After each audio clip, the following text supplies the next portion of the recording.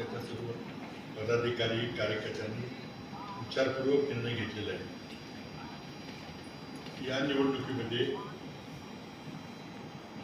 यशवंतराव मोहिते कृष्णा सहकारी कारखान्याच्या पंचवार्षिक निवडणुकीमध्ये मोहिते संस्थापक पॅनलला संपूर्णपणे ताकदीनं मदत करायची पाठिंबा. त्यामध्ये मला सांगितलं पाहिजे की मी काय कारखान्याचा सभासद नाही, असा प्रश्न तुमचा काय संबंध आहे कारखान्याशी? स्वाभाविक आहे.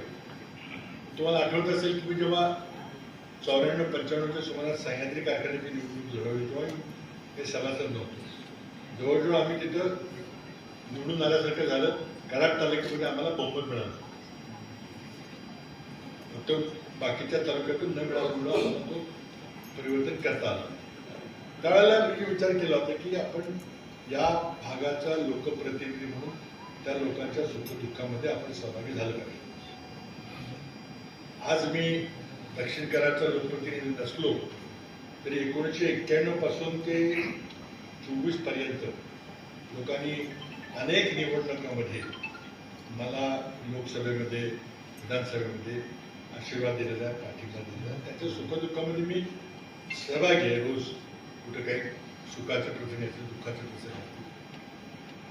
तर हा अत्यंत महत्त्वाचा जिव्हाळ्याचा अर्थकारणाचा विषय आहे.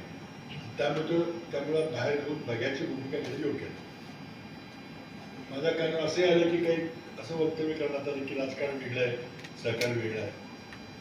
असं जर झालं असं सुद्धा तर फार आनंदाची गोष्ट होती. मग कोणीच त्यात भाग घेतला. पूर्वी एक असा काळ होता की एक जण सहकार चालवायचं, एखादी लोकप्रतिनिधित्व करायचं, एकमेकाला मदत करायची. पण नंतर काही काळानंतर स्वतःच मलाच पदं पाहिजे म्हणून सगळे सहकार कारखानदार तिथे उतरतात. आता परिस्थिती अशी झालेली आहे की तुमच्याकडं साखर कारखाना, मेडिकल कॉलेज, दूध संस्था, सहकारी बँक नसेल तर तुम्हाला आमदारकीच्या निवडणुकीचा विचार पण करता येतो. किंवा पक्षांतर काही खोकी मिळवले असतील तर मग गोष्ट वेगळी आहे. पण नाहीतर सामान्य माणसाला घडग्यांच्या स्वतःची ताकद असल्याशिवाय करता येईल. राजकारण बदललं. आज सकाळची बातमी तुम्ही ऐकली असतील, पुन्हा फटाफट झाली.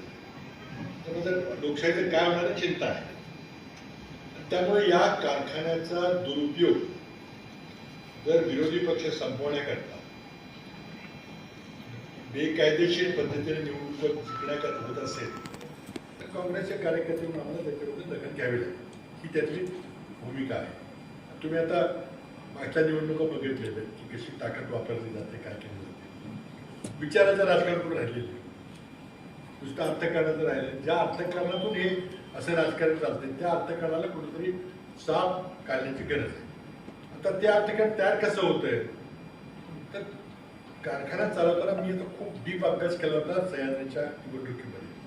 नंतर मागच्या निवडणुकीमध्ये इंद्रजित बाबा होते त्यावेळेला देखील मागच्या वेळेला मी भाग घेतला होता. मागच्या एका निवडणुकीमध्ये नव्हता घेतला, परंतु जाणून बुजून की आपण सभासद नाही तरी पण एक विश्वास होतो की आपण जर आपल्या विचाराचे लोक निवडून देतील, काही चुकीचं झालं तर त्याचा जा विचाराचा अधिकार मला आहे, ते मी करू शकतो. म्हणजे बोर्डाच्या मिटिंगमध्ये बसायची काही गरज नाही. त्यामुळं माझी भूमिका अशी आहे की ही आर्थिक संस्था निपक्षपाती पुढे चालली पाहिजे, लोकांच्या हिताकरता चालली पाहिजे. तर जे काय आश्वासन दिले गेले ते 120 किलो 7 किलो बाहेरचा यूज, पाणीपट्टी, बैठी पाणीपट्टी, बरेच विषय निवडणुकीमध्ये सगळे चर्चेला होते. मला सगळे विषय माहिती आहे. संस्थात्मक पॅनलने काय आश्वासन दिली ती शक्य आहेत का? निश्चितच शक्य आहे. मोठा विषय असा आहे की कारखाना क्षेत्रातला बराच ऊस पाणीपट्टीच्या भीतीनं किंवा इतर काही कारणांमुळं इतर ठिकाणी जातो. बहुतेक तो यांच्याच खाजगी कारखान्याला जातो आणि बाहेरचा ऊस आणण्याकरता 3-4 लाख टन बाहेरून ऊस आणलेला आहे. वाहतूक खर्च जास्त येतो, तो ऊस खर्चामध्ये मोजला जातो. ते न करता जर कार्यक्षेत्रातला ऊस वेळेवर नेला तर दरामध्ये फार मोठा फरक पडेल आणि हे सगळे आश्वासनं सहजपणे पूर्ण करणे, पाणीपट्टी माफ करण्याची किंवा 120 किलो साखर देण्याची. परंतु काय की राजकारणाचा आणि अर्थकारणाचा संबंध नसला पाहिजे खऱ्या अर्थानं. पण ते आता शक्य नाही, मला माहिती आहे. हे शक्यच नाही आजकालच्या कारणामध्ये. पैशाशिवाय राजकारण होत नाही आणि पैसे गोळा करायचा उत्कृष्ट मार्ग म्हणजे सहकार्य करतात. पण इतर ठिकाणी काय होतं, समजा तुमचं एखादं कराडच्या बाजारपेठेत दुकान असतं, सोने चांदीचं असेल, टायरचं असेल किंवा किराणा मालचा असेल, तुम्ही जेवढ्याला माल विकत घेता, समजा टायर गुडइयर कंपनीकडे विकत घेतले आणि त्याच्यात 10% वाढवून 15% वाढवून विकली, तर खरेदी खर्च निश्चित असतो आणि विक्री खर्च निश्चित असून झालेला फायदा. सहकारी कारखान्याच्या बाबतीत काय उसाचा दर निश्चित नसतो. आपण आधी ऊस गाळायचा, ऊस विक्री करायची, जे पैसे येतील त्यातले खर्च वजा करून जे राहतील पैसे ते टनाला भागून मग पैसे द्यायचे लोक. आता तो खर्च जर वाढला तर टनाला पैशाची किंमत 2-4 रुपये 10 रुपये कमी होते. तुम्हाला लक्षात येतं. सर्वात जास्त दर अजूनही म्हणता येतो, पण त्याच्यापेक्षा जास्त दर देणं शक्य आहे. तरी लिकेज झालं नाही तर आणि राजकारणाकरता पैसा वापरला गेला नाही तर त्याला काटेकोरपणे कोणीतरी हिशोब मांडला पाहिजे. हिशोब आहे चढा, पण इतकी दडपशाही आहे आणि वातावरण झालं की काय नाही होणार, हेच येणार, त्यांचं काही जमणार नाही, चुकीचं आहे. आज तुम्ही वातावरण पाहिलं, मी सारखे रिपोर्ट्स घेतोय, तर अशी परिस्थिती नाही. म्हणून प्रामाणिकपणे ही जर आर्थिक संस्था चांगल्या पद्धतीने लोकांच्या हिताकरता चालायची असेल तर त्यामध्ये दोन बाजूंनी उलटसुलट विचार झाला पाहिजे. ते घेण्याकरता सक्षम तिथं लोकशाही पद्धतीने संस्था चालली पाहिजे. हुकुमशाही पद्धतीने जर चालतात सगळ्या महाराष्ट्रातल्या संस्था, ती चुकीचं आहे. मला जर पुन्हा संधी मिळाली असती मुंबईमध्ये आणखी 4 वेळ टाकतो, सगळं सरळ केलं असं सगळं, ते काही मिळालं नाही. इरिगेशन क्षेत्र आणि सहकार, राज्य सहकारी बँक दुरुस्त करण्याचे शिक्षण बसले आम्हाला, पण खूप कल्पना आहे, चांगलं करता आलं असतं. ऑडिट असेल किंवा जे घोटाळे होतात कसे होतात. आता मला मी माहिती थोडी घेतली की या कारखान्याचं 900-950 कोटी खर्च आहे, बरोबर. नव्या कारखान्याचा खर्च 1200, पुराणाच्या कारखान्याचा खर्च 500 कोटी. आज राजाराम बापूने 4 कारखाने युनिट केले, वाहतूक खर्च कमी केला, तिथे कारखाना वेळेवर ऊस जातो. एखादा वेग भागात किंवा इथे कोळ्या भागात कारखाना युनिट होऊ शकलं असतं, झालं उत्तर करायला खाजगीमध्ये, तिथे काय कोणी विचारलं येत नाही. काय वाटतं ह्याचा कार्यकर्त्यांनी आणि ऊस उत्पादक शेतकऱ्यांनी गंभीरपूर्वक विचार केला पाहिजे. आणि जर आर्थिक संस्था सक्षमपणे चालवण्याची चर्चा झाली पाहिजे, तर बोर्डामध्ये उलटसुलट विकस तपासणी केली पाहिजे. तर एकतर्फी कारभार चालला तर कोणाला नाही मिळणार नाही. आज पाणीपट्टीच्या भीतीपोटी माणसं बाहेर घालतात, कारखान्याचं नुकसान होतं, सभासद नुकसान, काहीतरी मार्ग काढला पाहिजे. विषय बरेच आहेत, निवडणुकीत बोलायचे, भाषणात बोलायचे मुद्दे आहेत, पण एवढंच तुम्हाला तुमच्या माध्यमातून मी सर्व 3 तालुक्यातला या तालुक्यांच्या ऊस उत्पादक 50,000 सभासद आहेत, त्या सभासदांना माझी विनंती आहे की सगळे मुद्दे लक्षात घ्या. बाकी डिटेल मुद्दे बरेच आहेत, किती किलो साखर, किती काय, ते सगळे सांगतच आहे. पण मुख्य धोरण असं आहे की या कारखान्यातून प्रत्येक कारखाने इथंच नाही, सगळीकडून मोठ्या प्रमाणात लिकेज होतं, ते राजकारणाकरता वापरलं जातं, लोकशाही संपवण्याकरता वापरलं जातं. आज सकाळी तुम्ही शिवसेनेचं काय झालं ऐकलं असेल, विरोधी पक्ष ठेवायचाच नाही. आता तिथे आकडे आले, आमदारांच्या पुढच्या वेळेला 50 खोक्याचा विषय होता, आता किती खोक्याचा मला माहिती, चर्चा चालू आहे. आणि पैसे येतात कुठून? तर या अशा आर्थिक संस्था म्हणतात, बँका बुडतात, त्यातले पैसे तयार होतात, कर्ज बुडवतात, त्यातले पैसे तयार होतात, त्या सगळ्या सहकारी संस्थांमधून पैसे येतात. आपण काय वापरू, कुठेतरी याला चाप लागला पाहिजे. विद्यमान भारतीय जनता पक्षाच्या सरकारकडून भ्रष्टाचाराला आळा घालणं शक्य नाही आहे, कारण ही पार्टीत भ्रष्टाचाराला चालते. दुसरे पक्ष फोडायची, दुसरे माणसं फोडायची. आपल्या आमदारकीच्या निवडणुकीत बघितली तरी आमचे जवळचे सहकारी फोडले, काय त्याला काय अर्थ नाही.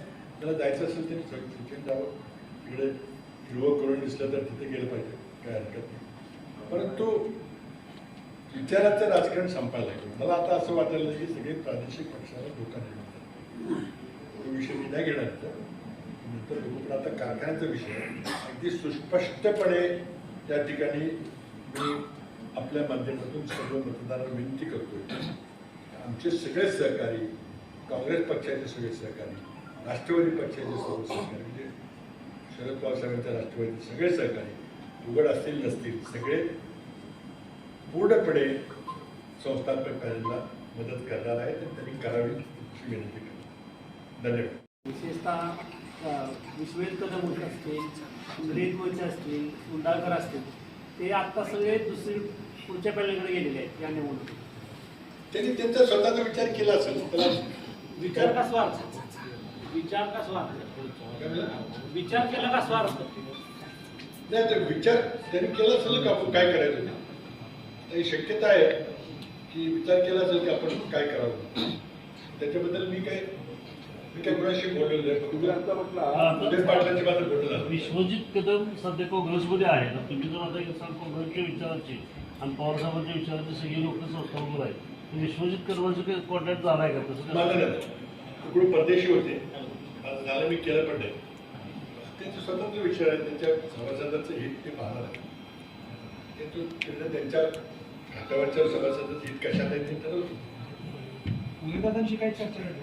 उदय पाटील त्यांनी मला फोनवर सांगितले अशी अशी परिस्थिती झाली, आम्ही निर्णय घेतलेला आहे, इतरांनी घेतलेली नावं सांगितली सांगितली. तुम्ही काय करणार असं मला विचारलं. म्हणजे रोग असा होता की तुम्ही काय त्यात भाग घेऊ नका. मी स्वतंत्र विचार केला, आमच्या सहकार्याची बोललो भेटलो, माझा स्वतंत्र विचार. बाबा, अविनाश मोहितेंच्या काळात सत्ताधारी सध्याचे असे आरोप करतात की त्यांचा भ्रष्टाचार खूप झाला. म्हणजे त्यांनी कामगार मस्टरवर नसलेले त्यांनी नेमले. त्यात महिन्याला 50 लाख म्हणजे 5 वर्षाला 24 कोटी घोटाळा केला. त्यांनी पालापाचोळ्यात घोटाळा केला. त्यांनी ऊस तोडणीमध्ये पैसे मिळत नव्हते अशी अवस्था झाली. ॲग्रिकल्चर कॉलेज बंद झालं. तुमच्या अल्कोहोल निर्मिती असेल किंवा बाकी इथेनॉल असेल याच्या निर्मितीवर परिणाम झाला.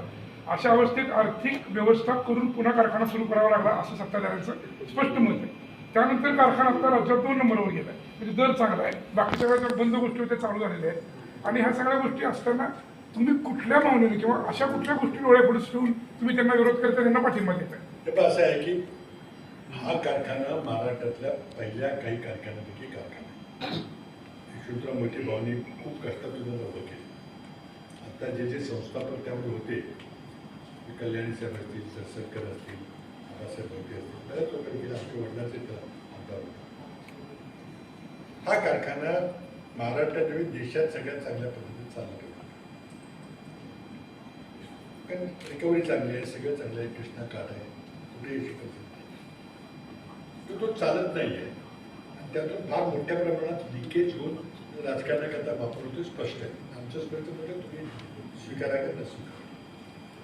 त्या काळात काही गोष्टी घडल्या, त्यातल्या अविनाश मोहितेला त्यावर काही सामोरं जावं लागलं. तुरुंगवासाला ते राजकीय होतं. ते चाललेली आहे. त्या कारखान्याला यांनी कशी मदत केलेली आहे, 1 कोटीला चेक दिले, ते आकडे लोकांच्याकडे आहे.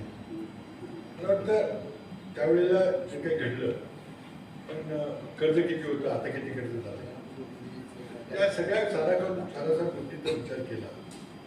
मला वाटतं की कारखान्यामध्ये एक माणूस काय सगळं करू शकत नाही. तज्ज्ञांचा सल्ला घ्यावा लागतो.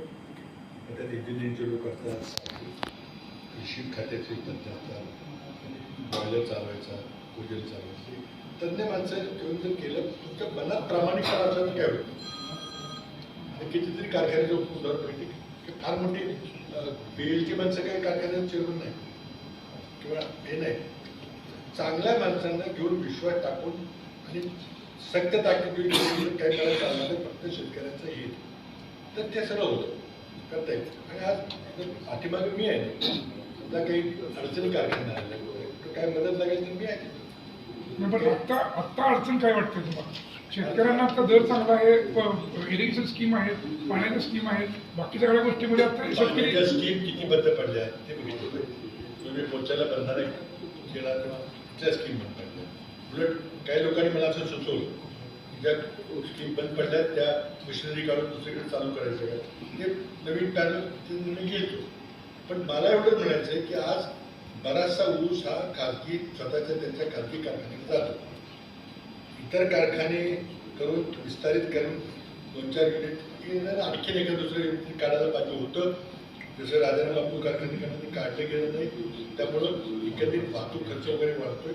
पाणीपट्टीच्या घोडामुळं घालून उचलण्याचं 1 लाख टन याची काही गरज नाही, तेवढाच ऊस जैवचिकवलं जातं.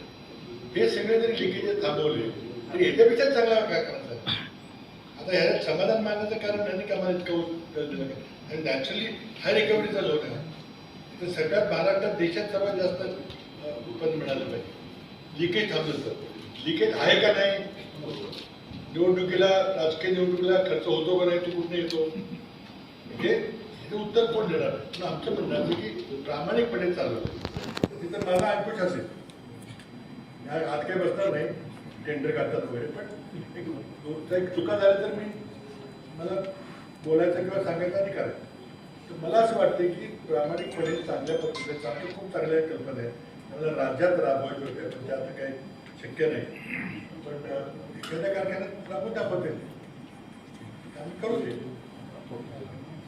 तुम्ही इथून पुढे सभेत दिसणार मी ठरवलं तब्येतीवर ठरवतो काय सांगतो मुंबईला कार्यक्रम आहे. बाबा आता तुमचं वाचलं आर्टिकल तुम्ही आता एक गोष्ट मुद्दा असा आहे की सुरेश भोसलेंचे चेअरमन आहेत, ते 60 किलो साखर देतात, हे 120 किलो देणार आहेत. तिकडं दुसरीकडे तुम्ही मगाशी बोलला सह्याद्री कारखान्याने निवडणुकीत तुम्ही विजयापर्यंत पोहोचला होता, तिकडं सह्याद्री कारखान्यानं मोफत साखर बंद केलेली आहे. हे फुकट मोफत विनाशुल्क देणं योग्य आहे का? मला वाटतं ते आधी लाडकी बहीण योजनेबद्दल सरकारने सांगावं, पण आम्ही बोलतो. परंपरा झालेली आहे फ्री बीच बरोबर आहे, मोफत द्यायची. याला कुठेतरी गंभीर विचार करावा लागेल. पण असं आहे की मी विचारलं मित्रांना की 60 ते तुम्ही 120 पर्यंत आहे, ते शक्य आहे का? ते शक्य आहे. कसं शक्य आहे? त्यांनी काल हा प्रश्न मांडला होता सभेत. 120 देणं कसं शक्य आहे त्यांनी सांगा. ते सांगतील तुला सगळ्यात नीट सांगतील काय झालं.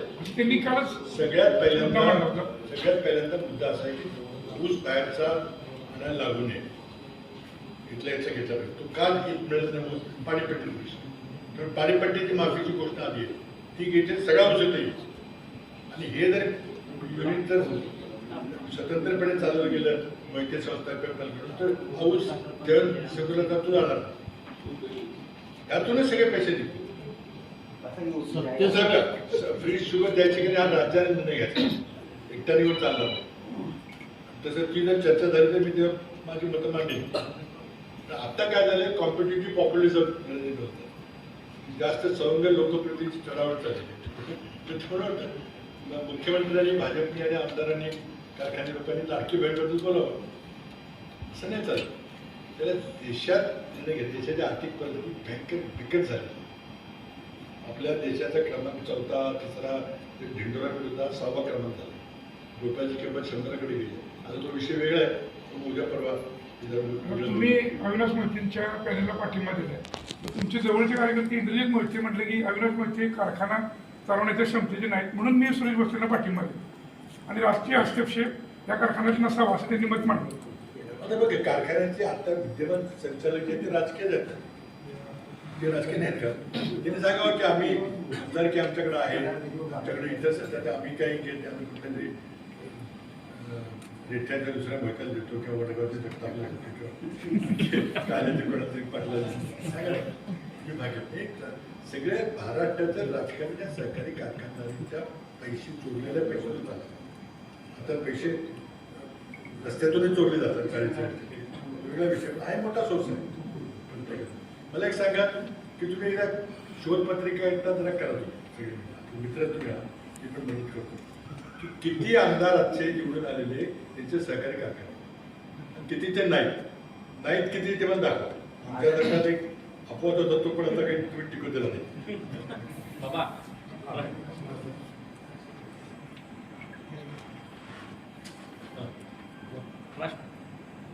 संस्थापकच्या प्रचारासाठी राष्ट्रवादी प्रदेशाध्यक्ष जाहीर सभा घेत आहेत.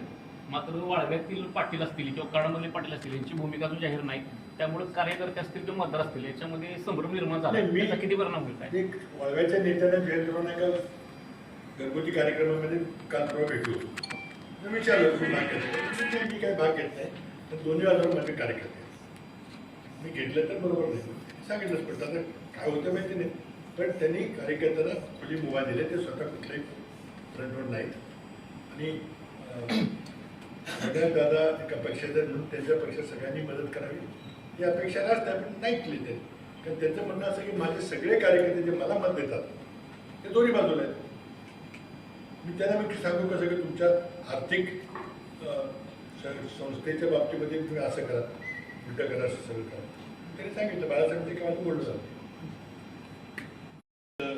मी 33% 50% स्थानिक स्वराज्य संस्थांमध्ये केलं. आज मोदी सर्व जगभर खोटं सांगतात की मग महिला आरक्षण विधेयक आणण्याचा प्रयत्न करते पडले. इतके बोगस माणूस आहे. म्हणजे काय घटनादुरुस्ती विधेयक आहे की खासदारांची संख्या बदलायची आहे. उत्तर भारताचं स्वतंत्र इतकं प्रचंड मोठं करायचं, दक्षिणेचं खपून टाकायचं. ज्या लोकांनी लोकसंख्येवर नियंत्रण ठेवलं त्यांना शिक्षा द्यायची, हे खरं विधेयक आहे. त्याला आम्ही कडाडून विरोध करतो. त्याकरता पक्ष पुढे चालले 2/3 बहुमत घ्यायचं. विचारे धोका आहे, बिलकुल धोका आहे. महिला आरक्षणाला कोणाचाच विरोध नाही. उलट जर इंदिरा गांधी चालू शकत असतील, सोनिया गांधी चालू शकत तर अर्चनाताई काय चालू शकत बरेच आहेत. इथे खाजगी कारखाने नाही कुठल्या यांचा लातूरला कधी कारखाने खासगी वेगळं नाव आहे, खाजगी वेगळं जागृती शिकायला प्रत्येकाला यशवंतराव मोहिते भाऊ कारखान्यात चेअरमन दर्शनात होता का? खुर्ची बसली की येतो माणसं आहेत त्या तज्ञ माणसं तुम्हाला सल्ला द्यायला आहे. आम्ही आहे सल्ला द्यायला. मला माझी प्रामाणिक हे आहे की इव्हन तर महाराष्ट्राच्या सरकारी चळवळीमध्ये प्रामाणिकपणे जर चळवळ चालवली, ऑडिट जर काटेकोरपणे केलं गेलं, भ्रष्टाचार थांबवला तर कारखान्यात दुपटीनं नफ्यातली वाढ दुपटी. मी राज्य सहकारी बँकेमध्ये ऍक्शन कशा करता येईल? आता काय वैयक्तिक कुणाचं काही लाभ नाही किंवा 70,000 कोटाचा इरिगेशनचा घोटाळा झाला. मला आजही रात्री झोपताना किंवा तो घोटाळा झाला नसता तर कदाचित महाराष्ट्रामध्ये 10-12 शेतकरी रोज आत्महत्या करतात. त्यातले कदाचित 2-4 शेतकरी कमी आत्महत्या केली. ते मी सांगतोय असं नाही, नरेंद्र मोदींनी शिक्कामोर्तब केले 70,000. इतके निर्लज्ज लोक आहेत की आधी 70,000 म्हणतात, दुसऱ्या दिवशी उपमुख्यमंत्री करतात. बाबा, या संस्थापक पॅनलचं पालकत्व तुम्ही घेतलं असं म्हणता येईल का? संस्थापक पॅनलचं पालकत्व पालकत्व घेतलं, सगळे सक्षम आहेत कारखाना चालवायला. लागले तर मी आलं मदत. म्हणजे पालकत्व तुमच्याकडे घेतलं. पालकत्व असं काय नसतं.